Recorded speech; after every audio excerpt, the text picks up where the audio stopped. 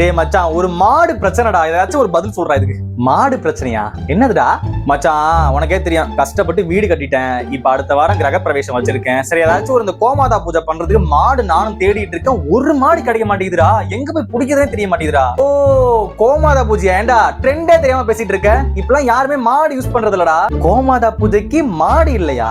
மாடு இல்லாம எப்படிறான்னு ஆடு எதுவும் கொடுக்க போறியா? மச்சான், உனக்கு ட்ரெண்டே தெரியல. இங்க பார்.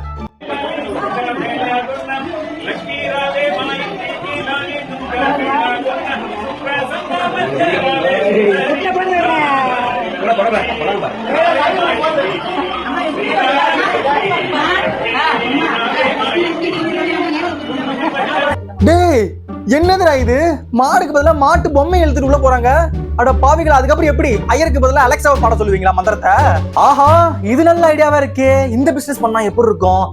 ஹலோ, இந்த அலெக்சா கொஞ்சம் ஆர்டர் பண்ணணும். அதை வச்சு ஒரு மந்திரம் பிளான் இருக்கு.